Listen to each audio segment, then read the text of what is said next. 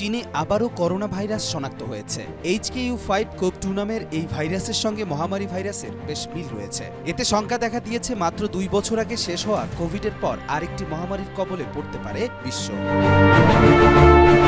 চীনের Wuhan institute of ভাইরালজি নতুন স্ট্রেনটি বাদুড়ের মধ্যে পেয়েছেন। এছাড়া এটির সঙ্গে মার্সের সংশ্লিষ্টতা রয়েছে। মার্স করোনা ভাইরাস বেশ শক্তিশালী একটি ভাইরাস, যেটিতে আক্রান্ত ব্যক্তিদের 4 ভাগের 3 ভাগই মারা যায়।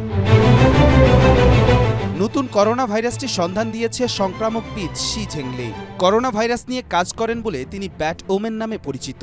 নতুন ভাইরাসটির বিস্তারিত তথ্য একটি বৈজ্ঞানিক জার্নালে প্রকাশ করেছেন তিনি। গবেষণায় দেখা গেছে HKUV5 কোভ-2 নামের নতুন ভাইরাসটি মানুষের কোষে এমনভাবে প্রবেশ করে যেমনটি করত কোভিড-19। সংক্রামকবিদ শি ঝেংলি জানিয়েছেন, এই ভাইরাসটিতে মানুষের আক্রান্ত হওয়ার ঝুঁকি অনেক বেশি।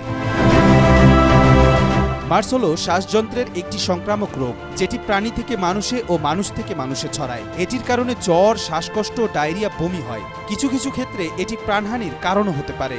নতুন HKU5 কোভ-2 ভাইরাসটি মারবেকো ভাইরাস পরিবারের একটি জীবাণু। মারবেকো ভাইরাস পাওয়া গেছে মিঙ্ক ও প্যাঙ্গোলিন নামে দুটি প্রাণীর মধ্যে। ধারণা করা হয় এই প্রাণীর মাধ্যমে বাদুড় ও মানুষের মধ্যে ভাইরাসটি আসে। কবির চৌধুরী, জয়, মাই টিভি।